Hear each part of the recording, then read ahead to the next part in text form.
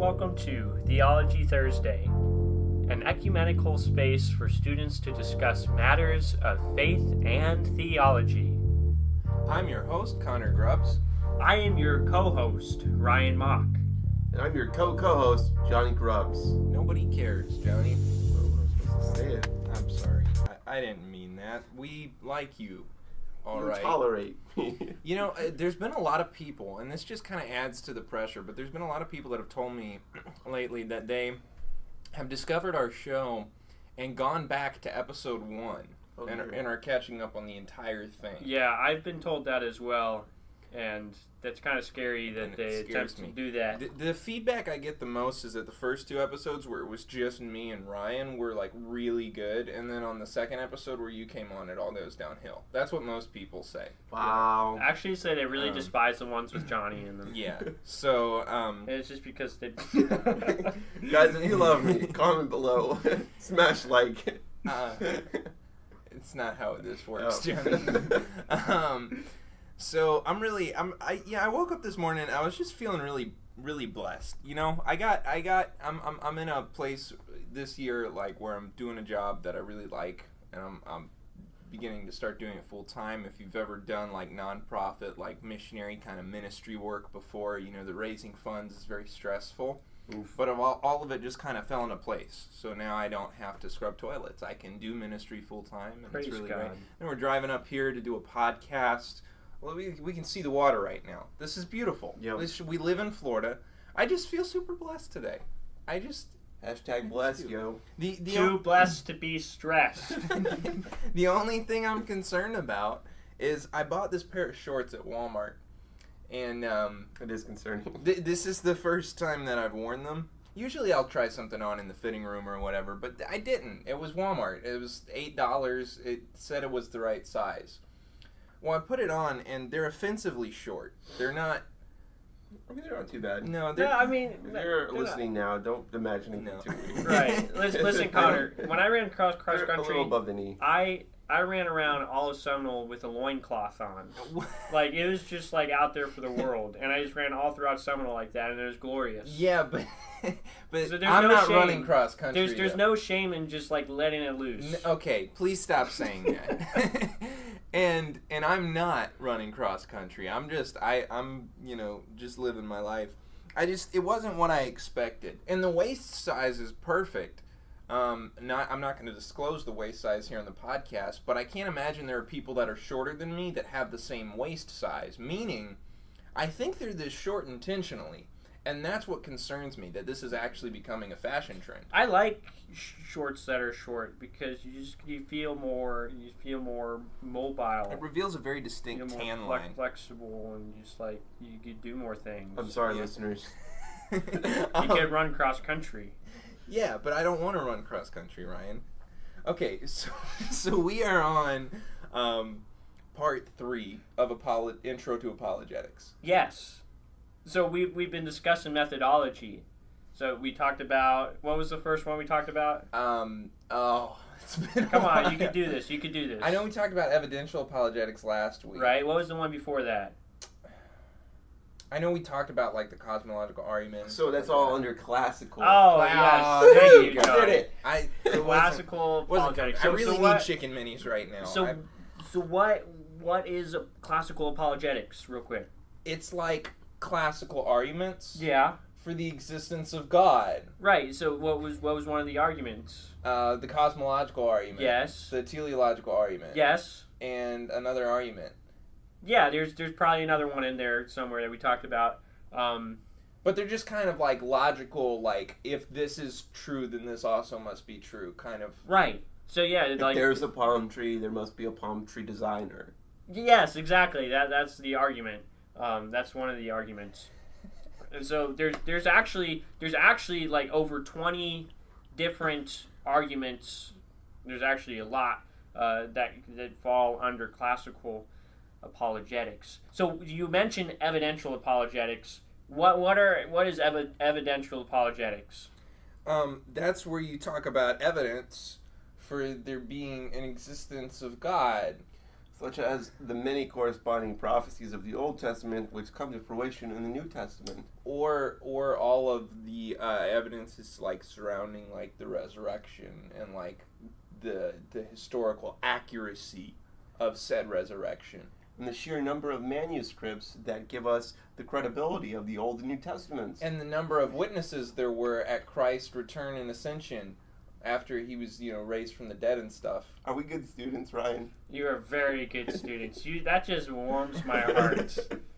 So teach us more. Okay, so this episode, this part on Intro to Apologetics is my favorite because we're going to be discussing a methodology that I like a lot. But it gets a little intense. For a lot of people, it could get weird and wild. Today I hope it does. We're going to be talking about presuppositional apologetics. Well, that's a word. It is a very big word. And if you listen to that word, what is the root word there? Presuppositional apologetics. Presuppose. Presuppose. Yes. So what are we presupposing? And so just buckle in. This is about to get very, very intense. I was introduced to presuppositional apologetics a few years ago as I was researching about God, about evidence for God and whatnot. And I was brought to this YouTube video. So this is all based off a YouTube video. This is all off of YouTube. Now, this was my introduction to this methodology of apologetics. And there's this man, his name was Jason something, I can't remember his last name, but he was at this conference and he was talking about science and he was talking about how past the Oort cloud, so when you're talking about space, past the Oort cloud, there are meteors there that fly around, right? And these meteors are really old, and scientists say that because the meteors are there and they're very old, then obviously that means that the universe is millions of years old. But then he was talking about how they use that as evidence, but they only use that as evidence because they presuppose that those meteors have been there for millions of years. But rather, a presupposition that you can make, you could presuppose that God places meteors there a few thousand years ago. The point of all that to say is that when we are confronted with evidence for something, we funnel that evidence through a filter, okay, or a lens. Everything that you see in the world around us, you take it in, you perceive it, and then you analyze it through your own lens, not your literal eyeglass lens or whatnot, but more of a metaphorical lens. This is what you call worldview. Everybody has a worldview. That's right. That's right. Everybody has a worldview, whether you are an atheist, a Christian, you're agnostic, you're Buddhist, you're a Scientologist. Everybody has a worldview. And presuppositional apologetics is a worldview analysis, looking at different worldviews, seeing whether they're consistent or not, and how they interpret the world around us, and whether that makes a cohesive and comprehensive world and worldview. It starts like this. Everybody has an ultimate authority. Everybody, whether you know it or not, you have some kind of ultimate authority in your life. So for the Christian, what is our ultimate authority? My mom. My wife. I mean, sorry. Those are authorities, not ultimate. Oh, right. Okay. Jesus Christ. Oh, Jesus. Jesus Christ. Yes. So our authority is God, but not just any God. We're talking about the Trinitarian God of the Bible. That's very important to establish. Okay, not just any God, not some monistic, just impersonal God. This is the Trinitarian God of the Bible. That is our authority. For somebody who is an atheist, what is their ultimate authority? Themselves. Themselves, yes. Their mom. And maybe their mom. Yeah. If or they're their if they're good children, then their mom. But yes, they are their own authority. For somebody who subscribes to Buddhism, what would their ultimate authority be? Buddha. Okay. No, well, they believe in many different gods. They believe in many different gods. I can't say exactly Buddhism, but I know Hinduism, they're polytheistic. They believe in many gods. But many Eastern religions have this belief in an impersonal God or impersonal gods that maybe they permeate from the world or they exist as the world and God are one. Many of those religions are actually really anti-theistic. Many of those Asian religions don't even believe in any kind of God. But the bottom line is that everybody has an ultimate authority.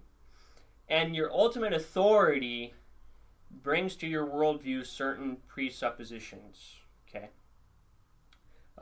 These presuppositions are things that you believe about the world before interpreting anything that you get from the world. Okay? Your three big examples are metaphysics, epistemology, and morality. You're using a lot of big words. Don't I think be you're going to afraid. bore our Man, audience. we should have done this later in the morning. Don't be afraid.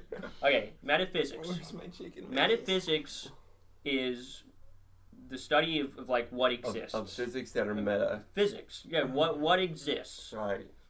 What you believe about God and what you believe about ultimate authority will tell you something about what you believe about metaphysics. Okay?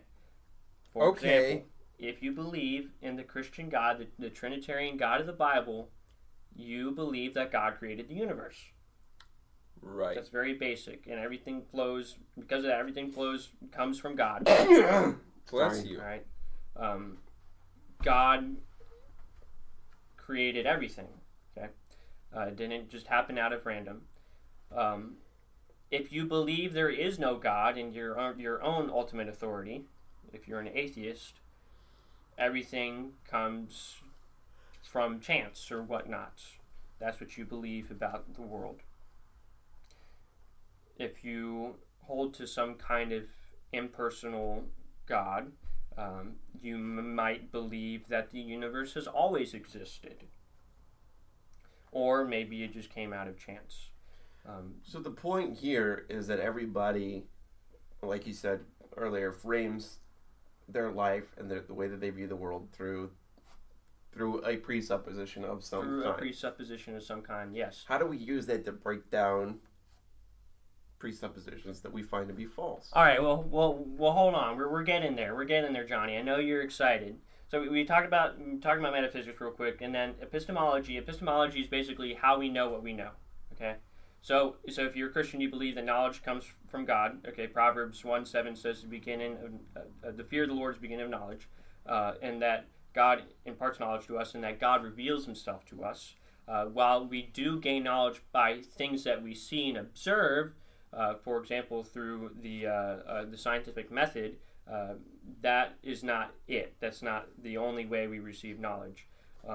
We can also receive knowledge through Google. Through Google, yes. And there's knowledge that is innate within us. Okay, that's just imprinted on our heart. But if you're an atheist, you hold to empiricism, which believes that you can only know what you touch, see, taste, smell, etc. Then you have morality. What you believe about God will tell you something about morality. If you believe in the Christian God of the Bible, you believe in objective morality. You believe there's right and wrong, there's good and bad, because we have a moral lawgiver, a personal moral lawgiver that gives us the law. If you're an atheist, ultimately you can't rationally believe in an objective morality. Logically speaking, you have to hold to a subjective morality. That morals are subjective among individuals and culture, That's what it's reduced to, subjective morality. This is right for me, but it may not be right for you. And many impersonal religions are the same way. They believe in impersonal God. If you believe in an impersonal God, you can't really believe in an objective morality, because you have to have a moral lawgiver, somebody who gives the law, and an impersonal God can't impart laws to people. So those are the big three presuppositions that any worldview holds to. Okay, what you believe about the world, how the world came to be, what you believe about how we gain knowledge, and what you believe about right and wrong.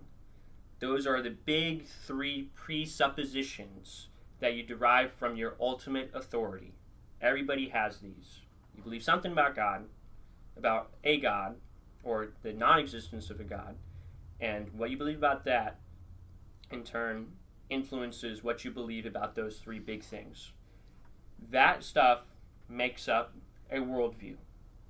And everything that happens in your life, everything that you take in, that you consume, will be filtered and interpreted through that worldview. Now, here's where presuppositionalism comes into play. The main argument that presuppositionalists use in having debates or conversations with non-believers is which worldview is cohesive and coherent and can account for the world that we see today. Oh, I get it. So when you argue this, you can say that Christianity creates the least amount of problems with its presuppositions. That's right. That's exactly it. There are so many worldviews today, so many different beliefs, yet all of those beliefs create problems, create illogical problems in the way that we see the world. All these worldviews fall short. All these worldviews are incohesive and incoherent when you break them down. But the Christian worldview is the only worldview that is both cohesive and coherent and can account for the world that we see and take in. Okay, well, we don't have time to go through, those three things from every other worldview, because that would be like a whole nother. You need a podcast, a whole podcast on that. That was several hundred episodes. Right. But we could talk about why Christianity does work in those three areas. Right. Yes. So I want to talk about that, and then I just want to go through a quick example of one worldview that falls short. And the most common one for those who are not Christian, I would say, is any kind of conversation you have would be with an atheist. And so let's talk about the Christian one, and then we'll quickly go through an atheist worldview and how that breaks down. So why does Christianity make the perfect worldview? And we said before, our ultimate authority is the Trinitarian God of the Bible. Okay. The necessary preconditions for a worldview that makes sense is that it can account for laws of logic, uniformity of nature, and objective morality. Okay. Those three things, if you don't have those three things, you don't have a consistent and cohesive worldview. The God of the Bible, the Trinitarian God of the Bible, can account for all three of those things. Look at laws of logic. Laws of logic flow from God, okay? Flow from the Trinitarian God. Our God is not a God of contradiction. If you don't believe in a God who can communicate to us, reveal himself to us, you have no reason to believe that God would make the universe. And you have no reason to believe that God is logical at all. And that brings us to uniformity of nature. We believe in a God who at one point in time created the universe, okay? And created the laws that uphold the universe, the laws of physics. If you have an impersonal God like in Eastern religions, you have no reason to believe that God would at some point in time create the universe. There'd be no reason for that. And there's reasons why we would talk about that would take episodes. But the point is that an impersonal God would not decide to make the universe. Okay, for that to work, the universe would always have existed. which we know from science that the universe has not always existed. So that breaks down. But we have a God, the Trinitarian God of the Bible, can account for the laws of physics, the laws of logic, and the uniformity of nature. The world works the way it does. The world will continue to work 5 minutes from now just the same as it did 5 minutes before, 5 hours before. Unless Thanos snaps his fingers. Unless we get the Thanos snap, in which case we have a problem. Johnny, we have to say goodbye to Johnny. Because you think I would dust away? Oh, definitely. You would definitely without dust a question. away. It's 50-50, so it's not like No, you would be gone would. and we You guys would might stay. dust away. No, we would stay and you'd be gone. I did the math. The math checks out, by the way. So we see that the God of the Bible can account for laws of logic and the uniformity of nature. We also see that because the God of the Bible is Trinitarian, a personal God, a God who is able to communicate to us, we understand that the God of the Bible can give us laws, okay, right and wrong, morality, and that is something that's imprinted on our hearts. Whether you believe it or not, morality is objective. There is a right or wrong. If you hold to subjective morality, that what is right may be right for you, but not for me, then your worldview breaks down. And we'll talk about that when we talk about the atheist worldview. But because we have a personal God who communicates to us, we can account for objective morality, that this is right and this is wrong, no matter where you are, at whatever time in the universe. This is right and this is wrong. And the God of the Bible can account for that. This would take me a whole episode to flesh out. We don't have a whole episode, and I'm not a professor either. It is very, very deep and hard to understand apologetic. But when you do the research and you read, and I do have resources that I recommend definitely, it kind of opens your eyes to a whole new way of talking to people, having conversations with people about religion. And I'll recommend resources later. But I want to talk about atheism real quick and how their worldview breaks down. So atheists, they believe in naturalism, okay? Naturalism is this idea that the natural world is all that exists, right? That's a pretty basic concept. Naturalism, root word is nature. Nature is all that there is. Part of holding to a presuppositional apologetic is the practice of breaking down other people's worldviews. Okay, you have to know how to look at a worldview, analyze it, and see where it breaks down. And to do that, you have to bring a worldview to its logical conclusion, an idea to its logical conclusion. So we'll take naturalism. If you hold to naturalism, several things logically conclude from that. Okay, if you hold to naturalism, you believe in materialism. Materialism is this idea that the material is all that exists. If you believe that there's no God, and no God exists, how can you account for immaterial things? How can you account for laws of logic? How can you account for the laws of mathematics and laws of physics? Those are all laws that are very true and real, but they're not things that we could touch and taste and see and hear. Those are things that just exist. And if you hold to a naturalist worldview and you hold to materialism, you can't account for those things. So it's like the very faculties you use to reason that there's only the natural world are unnatural. Exactly. In arguing for naturalism, you are self-refuting. You're using a self-refuting argument because you have to use, in argumentation, you have to use things that you can't account for. You have to use logic. You have to use reason. You have to look at laws of physics and laws of mathematics. So you use those on a regular basis, yet in your naturalistic worldview you can't account for those because they're not material. They're not material things. Going back to the God of the Bible is something that exists beyond nature. And so therefore you can account for those things. You can account for laws of logic and laws of physics and laws of mathematics and etc. But from a naturalist perspective, you can't account for those things. And you would agree that they exist. You would agree that 2 plus 2 equals 4. And that the law of gravity somehow works. That if we jump up, we will always come back down.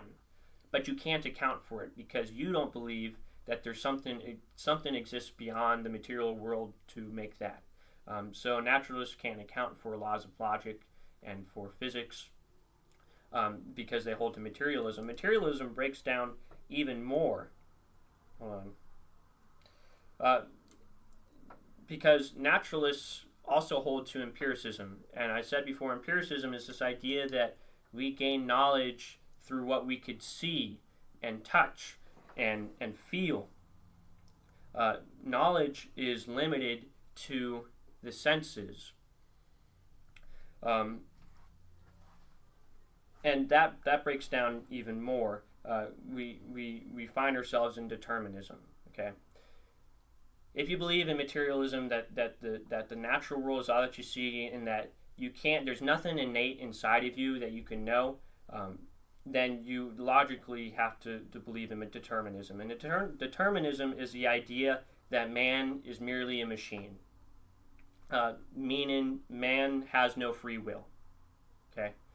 If the material world is all that there is, then we can't have immaterial thoughts. We only have chemical combustions in our brain that work together to create some kind of desire within you to do something.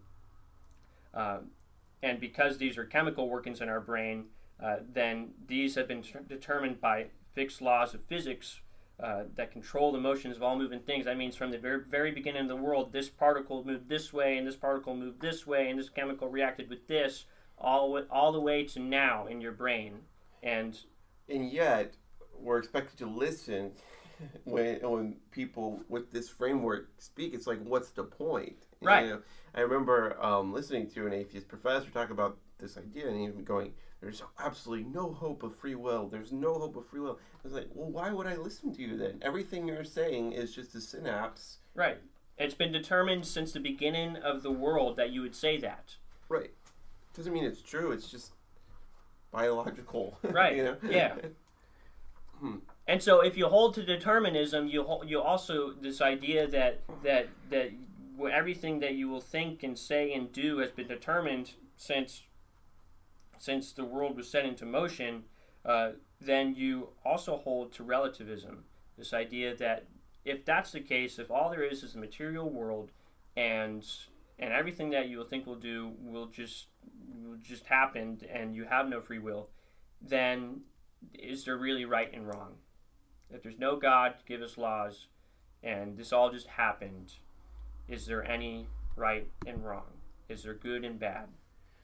No. No. The answer is no. If And all this is the case, they'll argue this, and it's one of the things that frustrates most atheists the most. It's like, no, I can have morals and stuff like that. And I guess you can, but it doesn't. It's still subjective from your angle. Yeah, it's still subjective. And that means that your buddy over here who's an atheist can decide that something evil is just as beautiful as a sunset, or Right. It's all objective. Yeah, and they'll try and explain it away by, well, it depends on the context and the culture. Like, morality ends up kind of being decided by that. By survival of the fittest, right? There's some tribes, off somewhere that are secluded from the rest of society that may not know certain things, so they have different moral code than we do, whatever. But then at the same time, most, if not all of them that you talk to would agree that what Hitler did was wrong. Right. So it's like... But it can't be. How can you say that? Right. How would that? Which is a very heavy statement to say to somebody, and you proceed with caution. You got to be sensitive to those kinds of things. But yes, ultimately, from an atheistic worldview, what Hitler did was not wrong. It was because nothing's wrong. Because nothing's wrong. It was just he should have been allowed to do that just because he wanted to. And there's no moral. There's no absolute morals that say to not do that. So that's what you get from a naturalistic worldview, and ultimately you come to just meaninglessness. Okay, there's no meaning in the world. We're just here to just Well, Johnny, we're not here to Johnny, do they anything. can hear that. I know, and I'm sorry, but I took a lot of medication this morning. I'm about to throw up, so I have to eat something. Oh, we'll just kind of let you finish there. I'm just gonna take a bite, and then... Yeah. No, I mean, once it's out of the wrapper, it's not an issue. Oh, right. Hang on. Yeah. Now I'm nervous. So, Please don't throw up from your nervousness. So anyway, I think you pretty much just broke down the atheist worldview using it's hard to say. Presuppositionalism. Presuppositionalism. Yeah. So yeah, and ultimately, when you take naturalism, this atheistic worldview, to its logical conclusion, you have nothingness. You have what was called nihilism, this idea that there's no meaning in the world, and people try and get around that by saying pointless platitudes like, you just need to live your best life now then, or you just need to, the world is your oyster, and do what makes you happy. But those are pointless also because at the end of the day, it's still meaningless, and you have no purpose, and you're just a walking clump of stardust, of meaninglessness. Yeah, meaninglessness. Meaninglessness, and it's a very sad and destitute conclusion, and it can't account for a cohesive and coherent worldview. You can't account for laws of logic that you use every day. You can't account for the laws of physics that uphold our universe. You can't account for morality that says this is right and this is wrong, that what Hitler did was wrong. You can't account for any of that.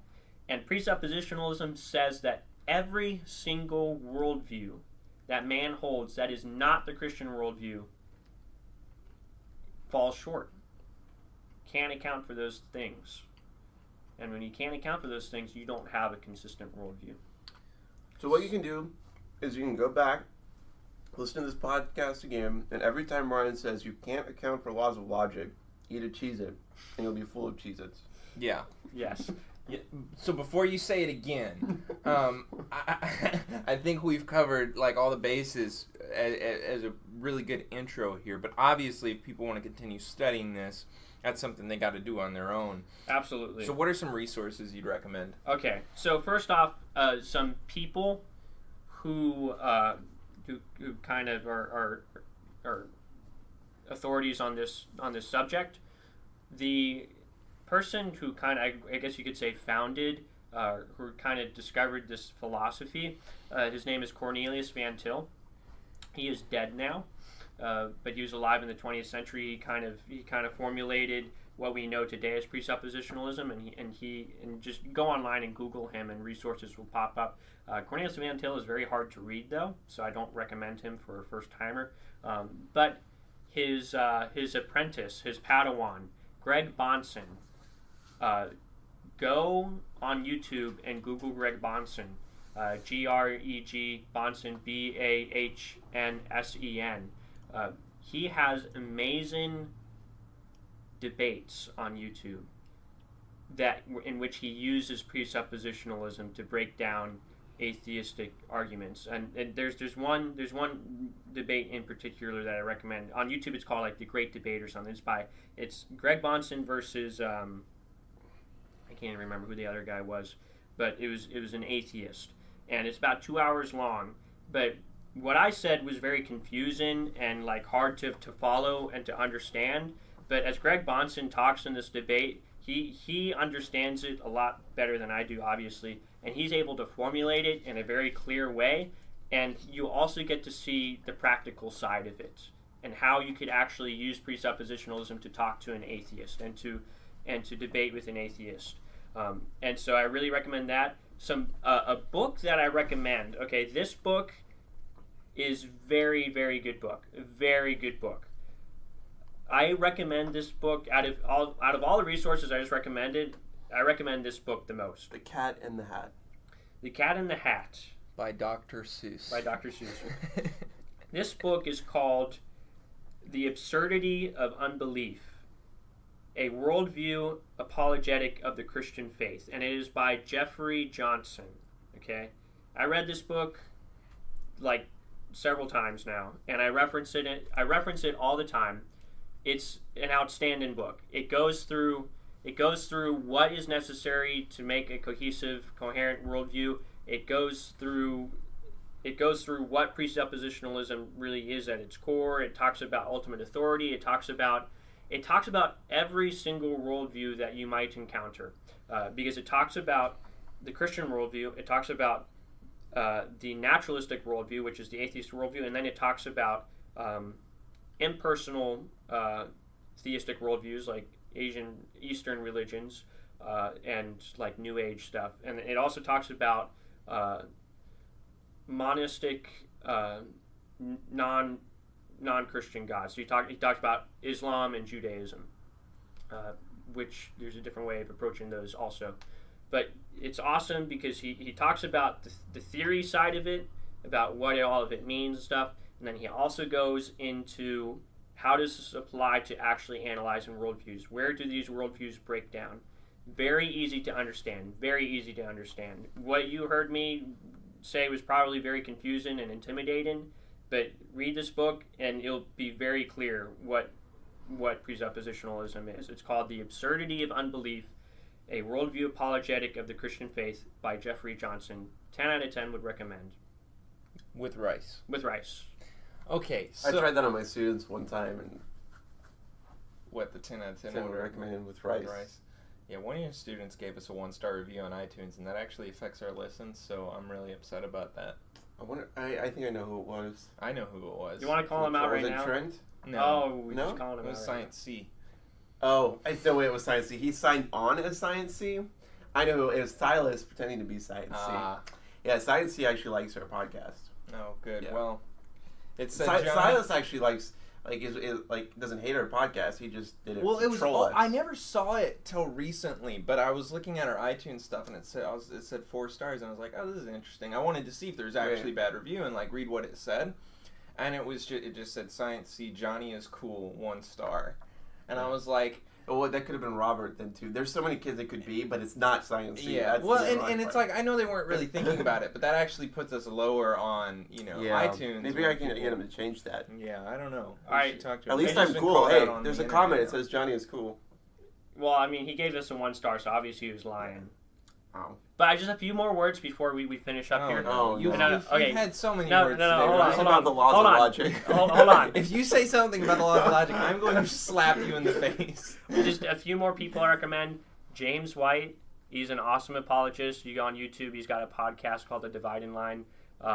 Jeff Durbin, he's a cool dude. He also talks about abortion and Mormons. So if you want stuff on that, then listen to Jeff Durbin also. But he holds presuppositionalism. And then finally, there are a few criticisms on presuppositionalism, that there's stuff about begging the question and circular reasoning. Don't listen to those. Those people are losers anyways. But do your research, obviously. And it's not a perfect apologetic. I think there are downfalls, but I think it's pretty sealed tight. Yeah. Well, C.S. Lewis didn't go through comprehensively break down everything. He frames a lot of stuff with presuppositionalism. Yeah, so especially if you look at C.S. Lewis's moral argument in Mere Christianity, they're all pretty much presuppositional. It's not necessarily presuppositionalism, but you could definitely see it. Yeah, for sure. Well, we're nearing the end of the season, and it's kind of exciting. That's the end of the Apologetics series, and we have some fun stuff coming up, especially our 50th episode. We're gonna have a big celebration. Can you believe that, guys? We're gonna have pizza. 50 episodes. We do a live Q&A with pizza. Yeah. Could we do a live Q&A with Chick-fil-A instead? I feel like that's more fitting. That's fine. If you're paying for catering. Oh, I didn't say catering. We'll pick up the Chick-fil-A and bring it here. You're saying we're gonna eat Chick-fil-A and everybody who's there is just gonna watch us eat. Oh, you mean live Q&A as in a live audience? Yeah, live audience. Or online. I mean, live online. I don't know if us being live online is a good idea. There's a lot of editing that goes into this podcast. We'll pray about that one. Yeah, we need some serious help from the Holy Spirit for that to go without a hitch. So anyway, it's gonna be great. So tune back in next week for another episode of Theology Thursday.